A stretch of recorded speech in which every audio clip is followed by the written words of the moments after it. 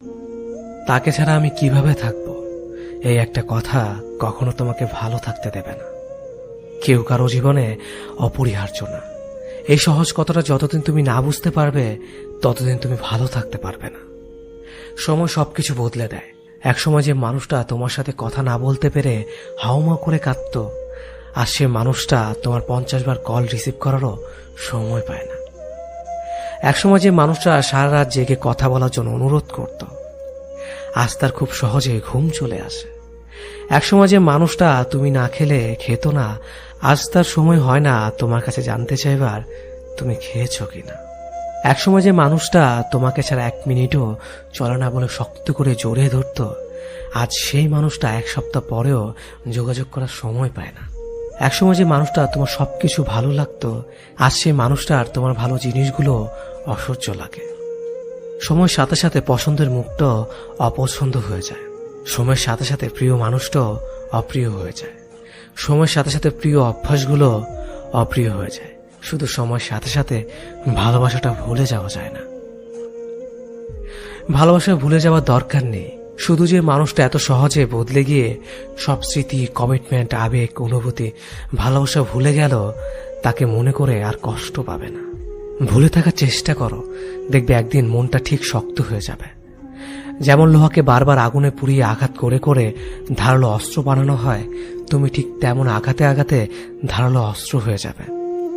সময় সব বদলে দেবে। সেদিন আর আজকের মতো তার ফোন না পেলে মন খারাপ হবে না। সেদিন আর তার সাথে দেখা না হবার জন্য কান্না আসবে না। সেদিন প্রতারকটাকে কৃতজ্ঞতা জানাবে, কারণ সে তোমাকে ঠকিয়েছে বলেই তুমি এতটা শক্ত হতে পেরেছ। সেদিন তোমাকে কেউ ভাঙতে পারবে না, কারণ পাথরে আঘাত করলে কাঁচি ভাঙবে, পাথর না। সে খুব ভালো ছিল। আমার ব্যর্থতা, আমি তাকে আগলে রাখতে পারলাম না। আমি কেমন ভালোবাসলাম তাকে, তার ভালো খারাপ আমি মানতে পারলাম না। ছি, আমার নিজের প্রতি নিজের রাগ হয়।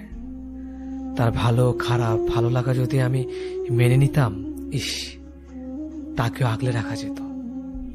আমি কেমন প্রেমিক ছিলাম, কখনো তার ভালো লাগার মূল্যই দিইনি। তার ভালো লাগতো কি জানেন? তার ভালো লাগতো আমি ছাড়া আরো অনেকের সাথে কথা বলতে। তার ভালো লাগতো আমাকে অপেক্ষা করিয়ে অন্যের সাথে কথা বলা। তার ভালো লাগতো আমি যেন তার রাগ ভাঙাই, আমার রাগ সে না ভাঙলেও চলবে। তার ভালো লাগতো ছেলে বন্ধুর সাথে খুব খারাপভাবে কথা বলা। তার ভালো লাগতো সবাইকে ছবি দেওয়া, কিন্তু আমি চাইলেই 1000 বাহানা। তার ভালো লাগতো মিথ্যে কথা বলা। তার ভালো লাগতো পুরনো প্রেমিকের সাথে কথা বলা। তার কিন্তু আমাকেও ভালো লাগতো, সেটাও আমি জানতাম। তার ভালো লাগতো ঘুমের নাম করে আমাকে এড়িয়ে চলা। তার ভালো লাগতো আমাকে কষ্ট দেওয়া। আমি তার এসব ভালো লাগা মেনে নিতে পারলাম না।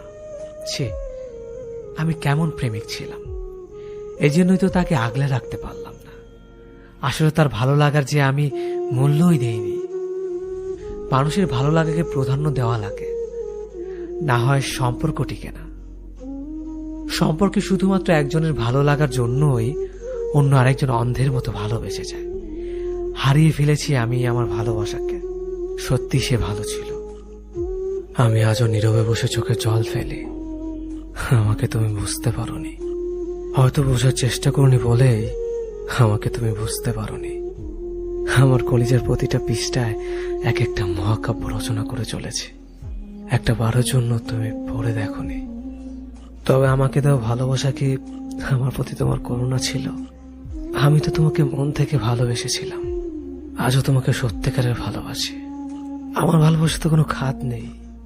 তোমাকে সত্যিকারের অর্থে আমার ভালোবাসার রাজ্যের রানী করেছিলাম।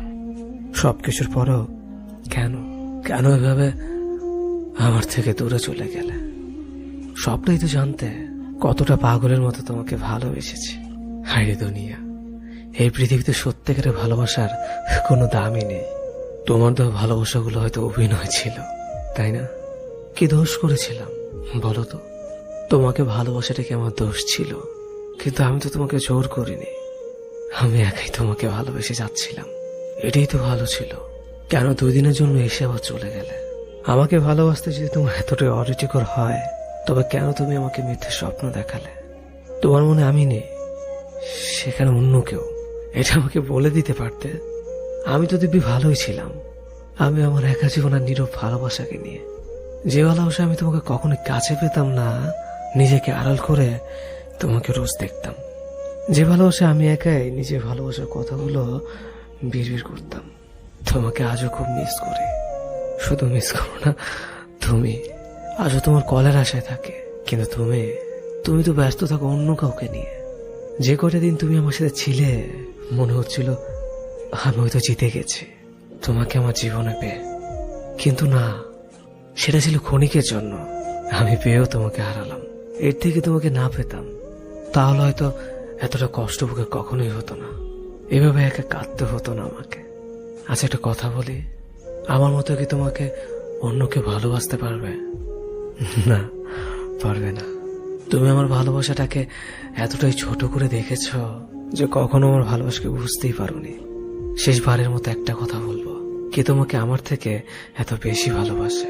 কার জন্য তুমি আমাকে এভাবে কষ্ট দিচ্ছ? সুখে থাকো তুমি তাকে নিয়ে, আমি না হয় একাই তোমাকে ভালোবাসবো। সম্পর্ক যখন শুরু হয় তখন আমরা ভীষণ রকমের কেয়ারিং থাকি। সকালে ব্রেকফাস্ট থেকে ডিনার পর্যন্ত একজন অপরজনের খাবারের কথা মনে করিয়ে দেয়। ব্যাপারটা এমন না যে আমি তাকে খেতে না বললে সে খাবে না। ব্যাপারটা হলো সম্পর্কের শুরুর দিকে কেয়ার নেওয়া এবং কেয়ার পাওয়া, দুটো বিষয় আমরা ভীষণ রকমের তৃপ্তি পাই। ঘন্টায় 3 বার ফোন দেওয়া, দিন শেষে প্রিয় মানুষের সাথে ঘন্টা পর ঘন্টা কথা বলা, একজন অসুস্থ হলে আরেকজনের দুশ্চিন্তা হওয়া, সবকিছুই একটু অন্য রকমের থাকে। মাঝে মাঝে মনে হয় মানুষটাকে ভালোবাসার জন্য এক জীবন যথেষ্ট না। এরপর অল্প অল্প করে সম্পর্কের ডেফিনেশন বদলাতে শুরু করে। কেয়ারিং মানুষগুলো ড্যাম কেয়ার হয়ে যায়, প্রিয় মুখ মুখস্থ হয়ে যায়। রাত জেগে কথা বলা মানুষটা মধ্যরাতে ঘুমাতে শুরু করে। একজনের অসুস্থ হওয়ার ব্যাপারটা আরেকজনের কাছে স্বাভাবিক হতে শুরু করে।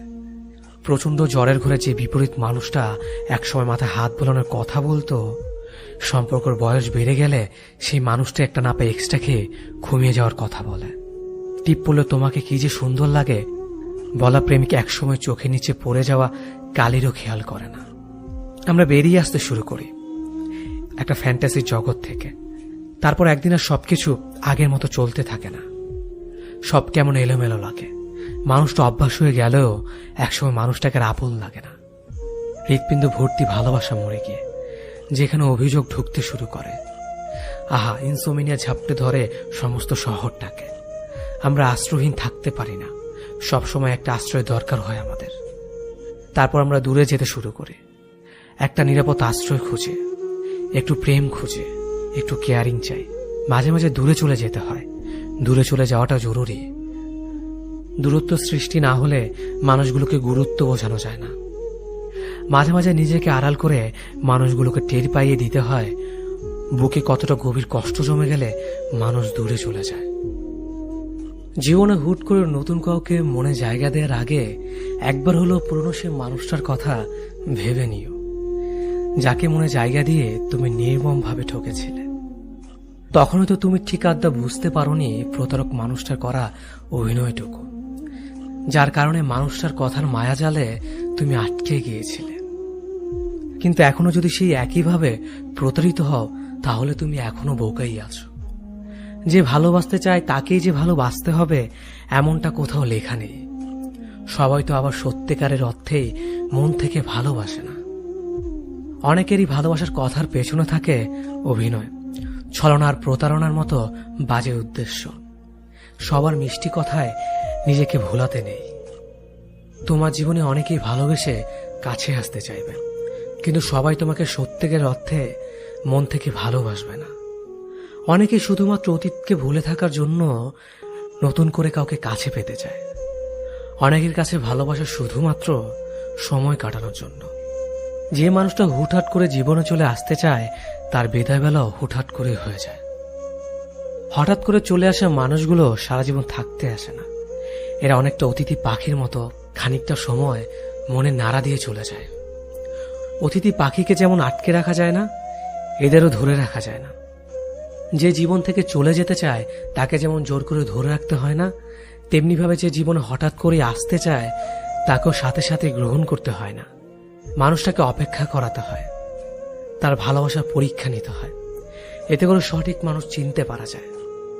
জীবনে ভুল কোনো মানুষকে ভালোবেসে ঠকে যাওয়ার থেকে সারা জীবন একা থাকাটাই অনেক ভালো। এতে করে আর যাই হোক,